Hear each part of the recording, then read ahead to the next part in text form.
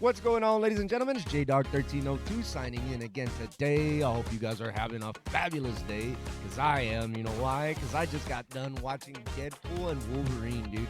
It is an awesome, amazing movie. There are so many Easter eggs. There are so many cameos. There's just so much going on, so many references, so much, dude. So many appearances, ladies and gentlemen. I'm just very excited to talk to you about this movie today because oh my God, it was just nostalgia, it was excitement, it was beautiful, it was amazing. So, by the way, this is your fair warning. If you have not seen this movie, there's going to be lots of spoilers, I guess, for, who comes out, who does what, and what's going on in the movie. Maybe more or less what's going on in the movie. I'll try not to give away too much. But with all that and whatnot being said, ladies and gentlemen, let's get into it. So in the movie, we do get the Deadpool core, which is super awesome. But before we meet the full Deadpool core, we meet two variations of Deadpool. So one of the first variations that we do meet in the movie of Deadpool is Dogpool, which was super cute, super awesome to see. Believe it or not, the dog's actor's name, or the actor of the dog, right? The dog's actual name is Peggy the dog. So that's super cool. Big shout out. Little ugly ass looking cute mutt. That was something super cool to see. That was just amazing. It was funny. It's a very nice reference to comic books, man. I love it. I love it. The next version that we do see is this motherfucker right here, Van Wilder, dude. It's kind of cool. The reason why I say Van Wilder is because I thinking it's a joke in a joke on its own. So it's basically Ryan Reynolds playing Van Wilder playing Deadpool. If Van Wilder was, a real person, it's him playing Deadpool. Or that variation of Deadpool. Pretty boy, nice boy Deadpool. That was pretty fucking funny to see. He's got the whole Van Wilder vibe, the Namaste and all that. So I thought it was cool. If you've seen the movie, I think you guys already know what happens to this dude. But it was pretty cool, ladies and gentlemen. It was just something to see. Really nice. Really, really nice to see. Then the next variation that we get here, which is super cool, not actually a big surprise. I think everybody knew that from the trailers. Lady Deadpool, played by Blake Lively, which was super cool because, in real life, she's married to Ryan Reynolds, so that's why in the fourth wall breaks that Deadpool does, it's super funny because him and Wolverine are always so close. It's like, stop being so weird, dude. I'm telling Blake. Like that's super funny. Little details like that, like, always make Deadpool worth it, man. Like the comic books, the movies, the recent movies, like that's what makes it worth it. The little attention to detail like that. Then the next variation that we get coming up, that we get a reveal, is Headpool, played by Nathan Fillion. The captain from Firefly, the dude from The Rookie. Fucking awesome show. I highly recommend you guys check those shows out. The Rookie's actually pretty good. It's one of my mom's favorite TV shows, actually. It's a really good show. That was pretty cool to have him as a cameo to voice that. This Headpool's actually from the Marvel Zombies universe. I don't know, I'm pretty sure everybody knows that. So that's pretty cool. That was pretty cool to see. Then, right here, we go ahead and get the whole Deadpool core lineup, ladies and gentlemen. That was very nice. It was a nice little treat because we get Samurai Deadpool. We got Cowboy Deadpool, interesting enough, who's actually a cameo by Matthew McConaughey. That was a big surprise for me. I had no idea that dude was even going to be in a Marvel movie. So that was one hell of a surprise. Next to him, we got, Kid Deadpool, Baby Deadpool, Short Deadpool, Fat Deadpool, Welsh Deadpool, I forgot the one in the white, Gas Mask Deadpool, which is Steampunk Deadpool, I think, or the Marvel Victorian era type comics. Then Headpool again, then right here, another, I think that's Dancepool, and then you see this one right here in the futuristic looking suit, ladies and gentlemen. That is Deadpool 2099, which is actually Warda Wilson, which is Wade Wilson's daughter in the future. And yes, if I remember right, the comic book of Deadpool Incorporated does stretch all the way into 2099. And that's what the Deadpool core is like a reference to, the Deadpool core, or Deadpool Incorporated. So that was very interesting. That was just something amazing to see. Had no idea that Marvel would reach all the way into that, but that's super cool. I'm actually a big fan of Marvel 2099. because I do own an actual first edition original Ghost Rider 2099. So that's actually pretty cool. So I'm just very happy for that they were able to bring that in and show us all the different variations. That was just one hell of a treat, ladies and gentlemen. So also, before I forget, ladies and gentlemen, what was like super cool to see at the very beginning of the movie in the opening scene is when Deadpool is using Wolverine's skeleton like nunchucks and all that, and he's beating up everybody with it. That was, if you pay attention to the dance moves and stuff that he's doing, he's actually, that's the whole choreography from NSYNC, from the actual song that's playing in the background, which is Baby Bye Bye Bye, which was pretty funny. That was awesome to see. It was one hell of an intro. It just, like I said, this movie has so much in it. It'll catch you off guard, man. It'll really catch you off guard. And then I want to move into another part that I thought was super cool in the movie, where I thought this dude right here, I thought this was going to be Captain America Nomad because of the suit that he's wearing, but that's awesome. That's like a cool little reference to it because, you know, Captain America takes off his stars and stripes and then he just becomes, you know, captain, or not even captain, he's just Nomad. So it's a storyline from another Marvel comic book. So that was a cool little reference. But that's actually Johnny Storm from the early 2000s Fantastic Four, you know, the Human Torch. So that one was pretty cool. The Fox from the Fox verse, right? So that was something. That was a cool little Easter egg and like cool little reference. And you know, feel bad for what happens to the dude, but yeah. And then in that whole same scene, ladies and gentlemen, what's awesome is we get this dude. We get Aaron Stanford back as Pyro, so that's pretty cool. I think it's from X2 or X-Men 1 when they go to Bobby Drake's house, right? And, you know, Logan's the art teacher. They shoot him in the head, you know, drop the knives, bub, I can't. That was like cool, you know what I mean? That's like something you don't forget from those movies. So that was kind of cool to see this guy come back. He doesn't really do much in the movie, I'm not gonna lie. He doesn't really do much, but it's one of those things, like I said, it just comes out of left field where you're just like, oh man, they got everybody in this movie. They're just bringing out everybody. So that was super cool. And then we go ahead and move into one of my favorite scenes, which to me was the cherry on top of the cream of the crop. Yeah, Macho Madness, he has got more to offer than President Jack Tunney thinks that I got. Yeah, I'm gonna tell you something right now. The team up scene where Deadpool and Wolverine team up, what I think is with a reference to the Midnight Suns, okay? So the first reveal that we get of like the Midnight Suns pretty much is Jennifer Garner back as Elektra from the 2000s Daredevil movie when Ben Affleck played Daredevil. If y'all remember who played the Kingpin in that movie, it was Michael Clark Duncan, dude, the big dude, this guy. What's wrong? You know what I mean? Comes out in a lot of movies. Came out on The Island. He came out in a bunch of movies. I think he even came out in one of the, like, he's a football player. He comes out in a lot of good movies. I know he came out in The Green Mile. He plays John Coffrey. Really good actor. Rest in peace, big guy. But yeah, that was like super cool to get a reference back to that movie. And then we even get the one, the only, dude. This one was just like, Jesus Christ. I stood up.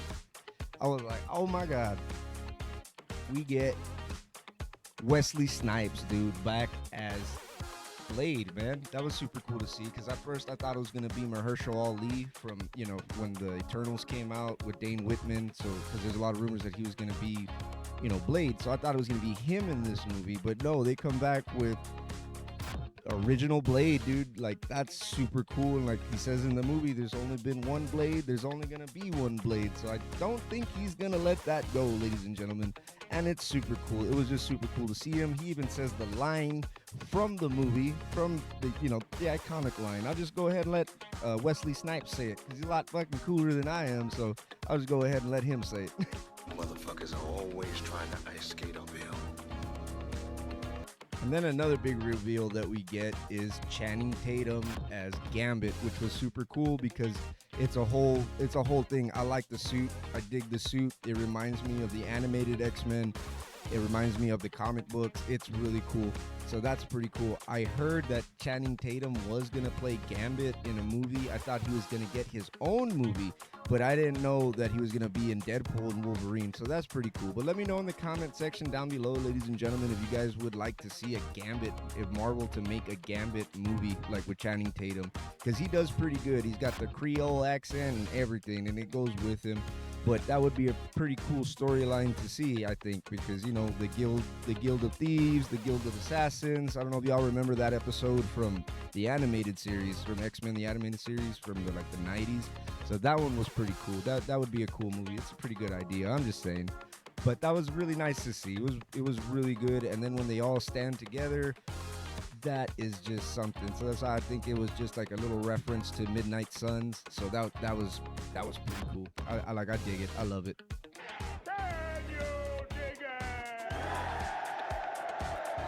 And then the next cool reference that we get, ladies and gentlemen, that was super awesome, is we get a reference to the video game. If you guys have been watching my channel for a while, I did a live stream on this. I have the disc, I have the video game. So this was super cool to see because it's actually the reference to the Deadpool video game from, I think it's 2010 or 2011 when it came out. It was super cool to see because in that video game, they go to Genosha.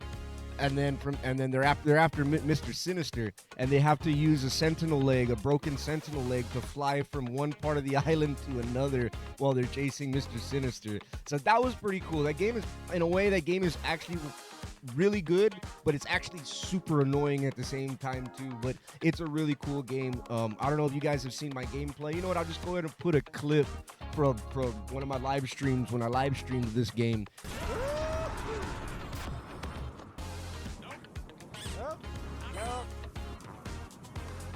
Hey, wait, that might help. Thank you, Jesus. I was here. I think I remember. I was like, yeah, we got Hugh Jackman here, dude. So this is a pretty cool reference because I just yo, I got this game, dude. I played, it was super cool to see. It was very exciting, ladies and gentlemen. Like I said, if I'm repeating myself or I'm going too fast, I'm very sorry. It's just there's so much to talk about and there's a lot to do and so little time. And I'm trying to just fit as much as I can right now into this video, ladies and gentlemen. Fuck off. Every time. Oh, look at that booty. Hugh Jackman. We got Hugh Jackman right here. What's up?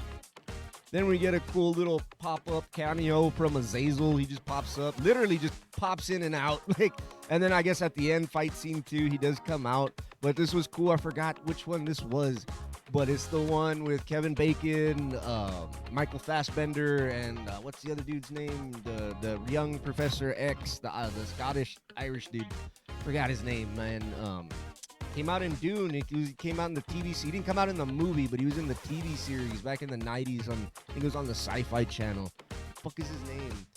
And he comes out in glass and stuff like that. I forgot his name. Let me know in the comments below. What was it? James McAvoy. Never mind. Forget that comment section. The one with James McAvoy.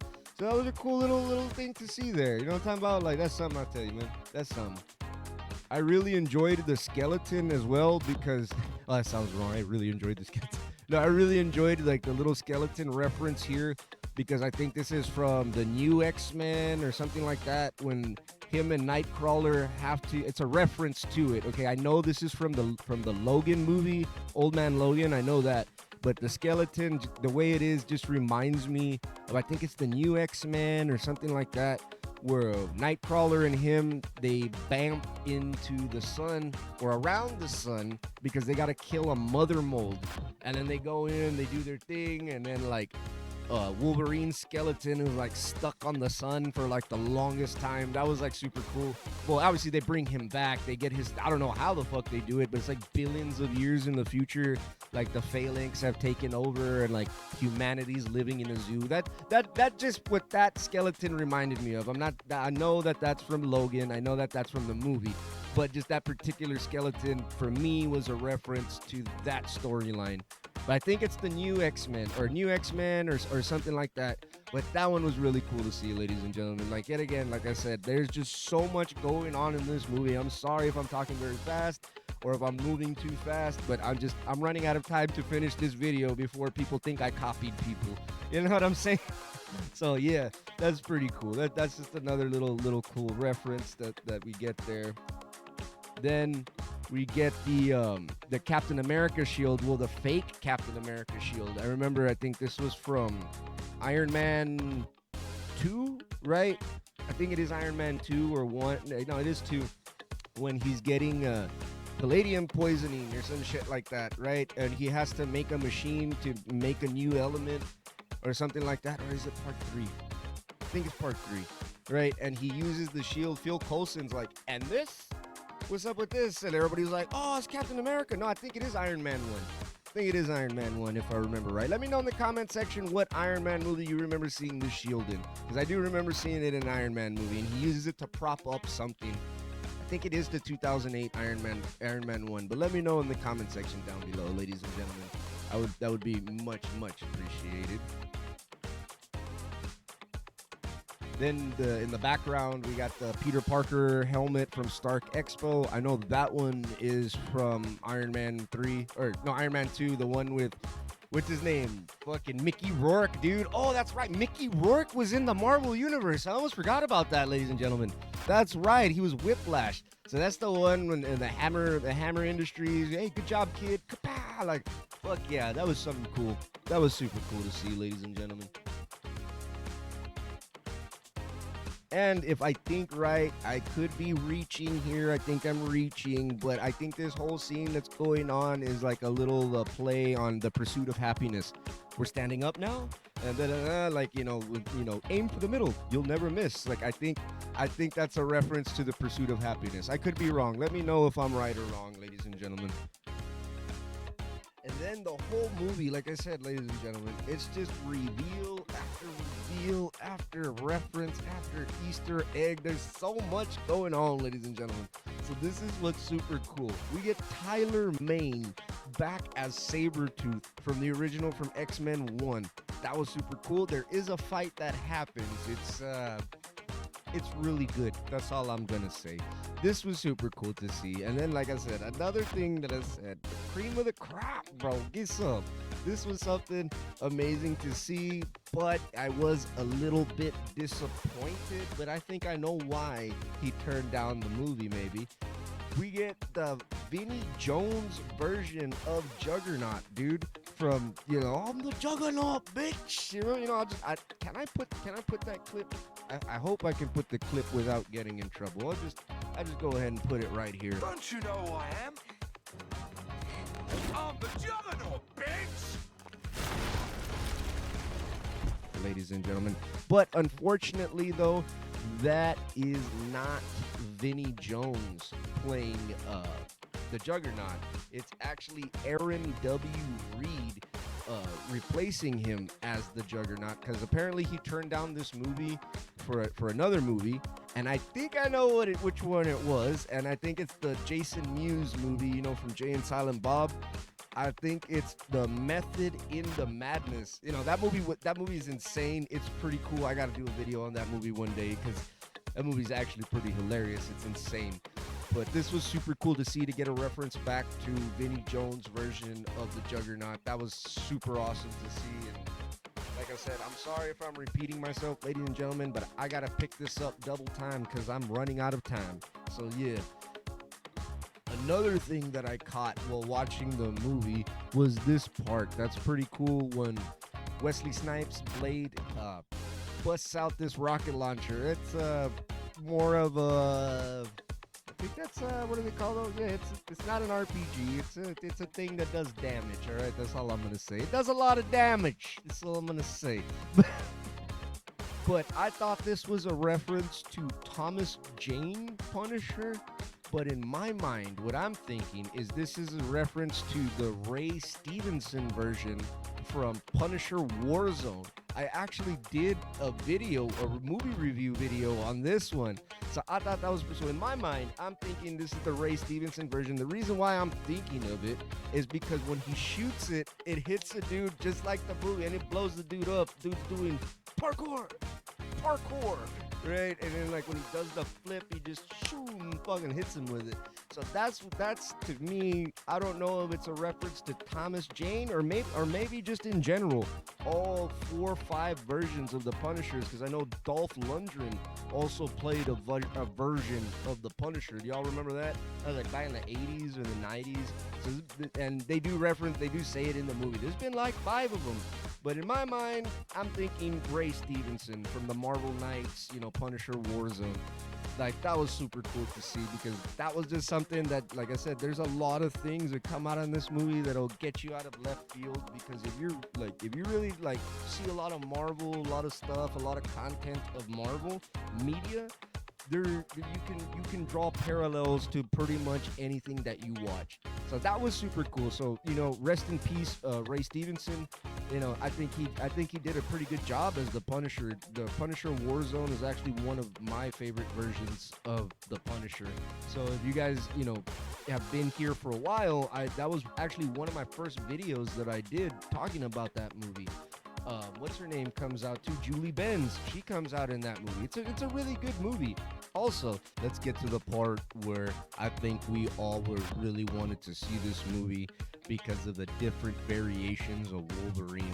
That was super cool to see. One of my favorite parts to see was actually short Wolverine, dude. That was super cool to see because in the comic books, Wolverine is not 6 foot whatever, all right? He's not that tall. He's actually 5 foot nothing in that movie. Or in the comic books, my bad, ladies and gentlemen. He's actually 5 foot nothing.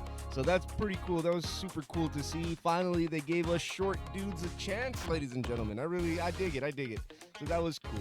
Then the next one that we move into, we get James Howlett version of Wolverine. This one, I think, is a reference to Age of Apocalypse, the comic book where Cyclops cuts his hand off because, Wolverine can regenerate. Yes, he can, but if you cauterize him, he cannot regenerate. So, I think Cyclops,